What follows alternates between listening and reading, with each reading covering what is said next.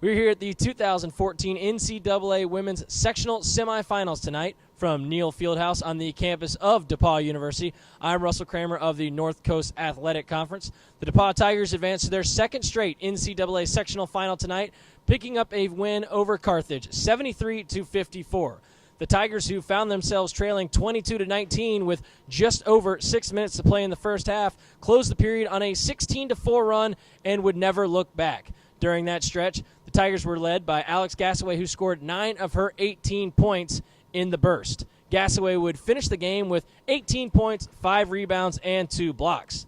DePauw was led in the scoring column by junior Savannah Treyes, who scored 16 of her game-high 20 points in the second half. On the rebounding effort, senior Allison Stevens led the Tigers with 13 boards. After the contest, Stevens, Treyes, and Gassaway were joined by DePauw women's head basketball coach Chris Huffman as they met with the media. The press conference opened with Coach Huffman discussing her opening thoughts on tonight's victory. Carthage is an outstanding team, and we didn't know if we could slow them down because they can score inside, outside. They have a talented point guard. They defend like crazy. And a couple years ago we saw that in action because we played them at home, and they bounced us out of the tournament. Really proud of how this team responded to the defensive plan that we had. A little bit of a slow start, but they're so hard to defend. I think it just took us a while to figure out how much ball pressure we needed and how to adjust. And then I liked our offensive tempo once we got going. But congratulations to the Carthage team that has all the pieces to the puzzle. But it wasn't their night tonight. And so happy to be moving on with the seniors and the rest of this team. Congratulations on making it to the final. How does it feel to get back to that position? Good right now, for a moment, until we go back to work and figure out how to survive another day. Savannah said the other day at practice, she said, I love this team. I don't want it to end in 2 days. And so they've been very driven all season long, but their attention to detail down the stretch has been outstanding. And the way they've responded to scattering reports and personnel and their focus has really been unmatched of any team I've ever coached before. Same question to the players. How does it feel to be back, particularly for the seniors? Okay. It's a great feeling. I mean, we work really hard every day for this. Like, you work for the Elite Eight, for the Final Four, for the championship. So to be moving on is a blessing, and I couldn't imagine doing it with anybody else. It's a great feeling.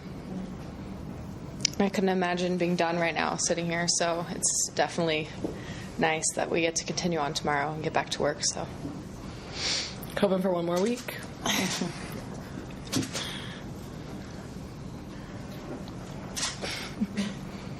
Question or players who anybody wants to answer. You guys seemed a little nervous at the beginning of the game. What did you guys do to get focused and start making the focus?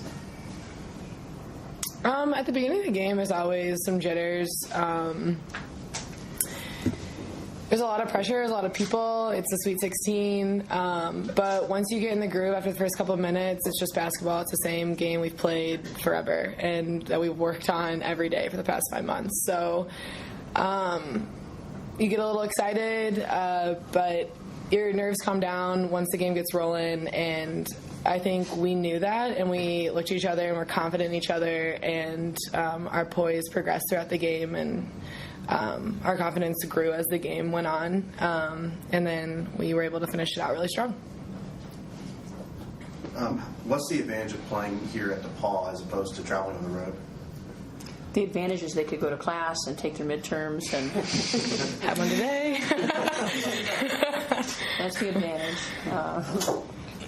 Playing in a court that you're familiar with your fans, sleeping in your own bed, obviously those outweigh any disadvantage that we might have. And it's nice to be playing at the Lilly Center where you know your routines. Same question for the players. Staff? Yeah, I think it's mostly just the same routine because I'm personally very superstitious, so it's nice that I can just do the same thing every single time. And it's nice having the fans with us, too. Very is an understatement. She's incredibly superstitious. I know that. At the half, you had a 9-point lead. It accelerated, blasted off in the second half. What do you contribute that to? Well, we were starting to find a rhythm on offense to end that half, and we talked about at halftime why we had built that small margin of the lead, why we needed to go out and do those same things, and we wanted to get off to a quick start in the second half. And I think we hit that first bucket off, I don't even remember what we were running, but and then, our defense got stronger at times as well. We got our hands on a lot of basketballs and disrupted some things. Coach, what did you have to do tonight to shut down Kuzmana, who's had a great season all year, and really it kind of seemed like it was key to your game tonight to pull ahead to Carthage? She's amazing. She's amazing, and she has the ball in her hands so often. We didn't know if we could slow her down. But we wanted to know where she was from the time they inbounded the basketball until it was our possession again. So we definitely had a focus on her. And we used several players against her. But what they did is they had a great defensive intensity when they were on her. She had some shots that just rolled out as well. But she's a tremendous player. Coach, when you're up by 20 late in the game, and knowing you have a game tomorrow, what sort of goes through your mind as far as resting players and getting them ready for tomorrow? Well, we talk a lot about a 20-point lead to some seems large, and to us it doesn't seem so large because it might be 7 to 10 possessions. So with a team like Carthage, that's a pretty quick turnaround. That a 20-point lead could be 11. So we were not going to relax. Once you relax, you could be in trouble. So we tried to finish that game out strong. I don't know that we'll have to worry about being tired tomorrow for the game that's on the line. They've taken care of themselves all week. And, usually it'll be if we defend and rebound and shots fall down. So I think we'll be well rested and ready to play. To continue off that, tomorrow you have a rematch of the national championship. What does that go through your head? Did we play them last year? I'm just kidding. We've played them a few times over the years. And Bill, what's our record against Whitewater? I don't know. 1-1. So they're outstanding. They cause some problems when you see them on a second day because they use the run and jump defense, and perhaps we had to spend a lot of time prepping for Carthage. What type of problems does that present if we didn't get enough reps in against their press? Taking care of the basketball tomorrow will be extremely important. Obviously, they probably have that revenge factor that they're talking about tonight, and we'll have to be very, very good tomorrow. With the win, the Tigers improved to an impressive 30-1 on the season and advanced to tomorrow's NCAA Sectional Final versus Wisconsin-Whitewater, a rematch of last year's NCAA championship game, a game in which the Tigers earned the program's second national championship in its history. Wisconsin-Whitewater advanced to tomorrow's sectional final, picking up a win over Wisconsin-Oshkosh as they were paced by senior Mary Merg, who led the Warhawks with 23 points.